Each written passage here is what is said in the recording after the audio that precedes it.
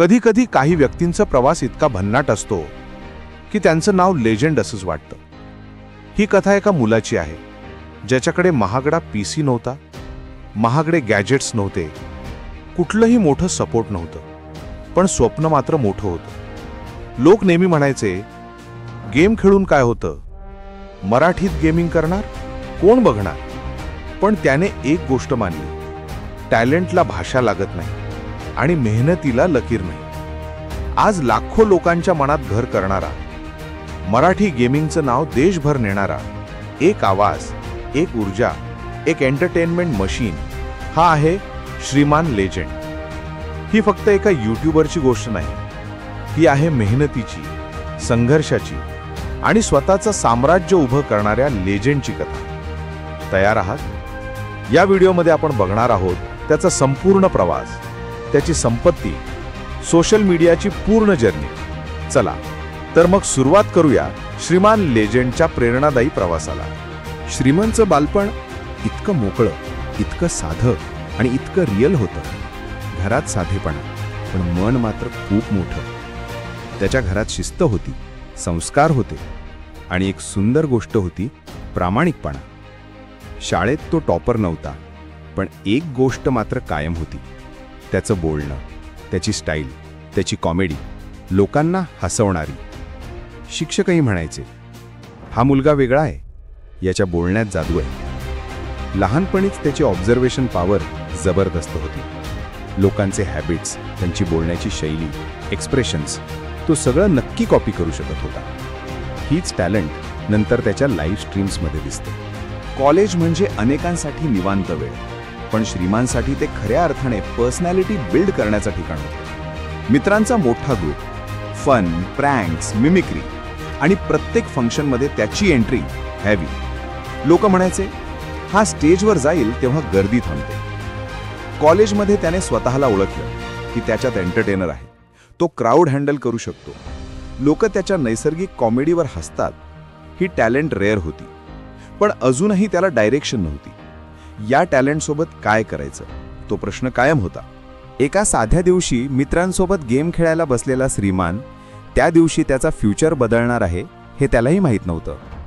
पहिल्या गेममध्येच त्याचा रिॲक्शन, बोलण्याची स्टाईल मित्रांना अगदी पोट धरून हसायला लावणारी. ते म्हणाले, तू गेम खेळतोस की शो करतोस? यात क्षणी त्याला कळलं, हेच माझं प्लेग्राऊंड आहे. त्याच्याकडे हाय एंड पीसी नव्हता, हाय रिफ्रेश मॉनिटर नव्हता, महागडा माईक पण नव्हता, पण हृदयात विश्वास फार होता.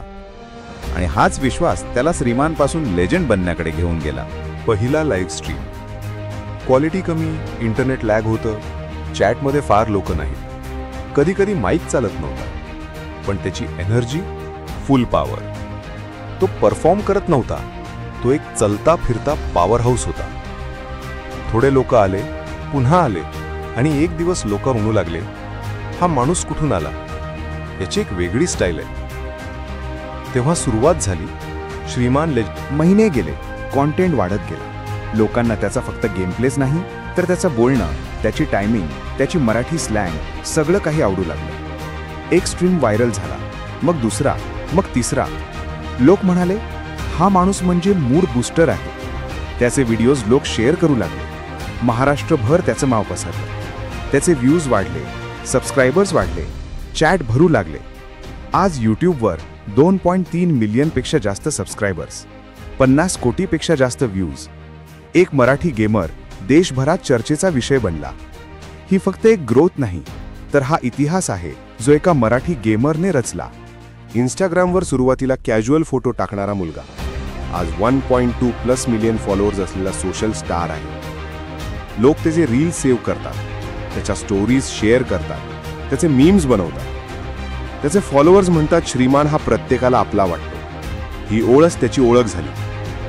श्रीमानच्या प्रत्येक स्टेपजवळ त्याचं कुटुंब उभं होतं. जगात अनेक यशस्वी लोक आहेत, पण ज्यांच्या मागे कुटुंब असतं त्यांचा प्रवास खास असतो. त्याचे पॅरेंट्सने कधीही त्याला थांबवलं नाही, आक्षेप घेतला नाही. उलट म्हणाले, प्रत्येक यशामागे अंधाराचे दिवस असतात. श्रीमंतसाठीही काही दिवस कठीण होते. कमी व्ह्यूज, इंटरनेटचे प्रॉब्लेम, आर्थिक टेन्शन, लोकांची खिल्ली. गेमर असा ॲटिट्यूड, तसेच काही ट्रोल्स. पण त्याचं एक वाक्य, गाणं अजून बाकी आहे, तो रोज परत उभा राहिला आणि याचमुळे तो आज लेजंड आहे.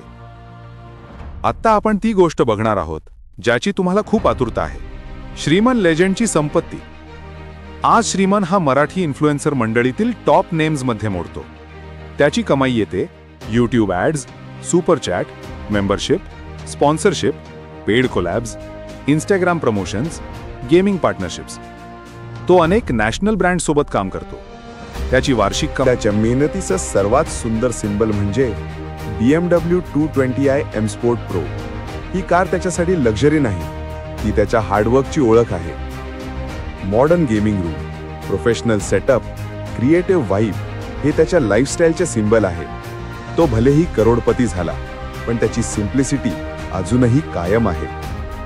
आज श्रीमन लेजंडची एस्टिमेटेड नेटवर्थ सुमारे 25 ते 30 कोटी प्लस असेल. आणि पुढील ध्येय, तो म्हणतो मराठी गेमिंगला सर्वोच्च पातळीवर नेणार.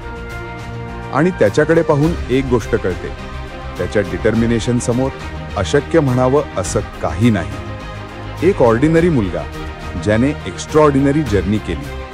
हा आहे Shriman legend. Talent plus comedy plus passion equal to icon. ही कथा तुम्हाला सांगते, तुम्ही कुठून आलात याने फरक पडत नाही, तुम्ही कुठे जात आहात हे महत्त्वाचं आहे. मित्रांनो, हा व्हिडिओ तुम्हाला कसा वाटला हे कमेंटमध्ये नक्की कळवा आणि अशाच प्रकारचे व्हिडिओ बघण्यासाठी चॅनल सबस्क्राईब करा. जय महाराष्ट्र. धन्यवाद.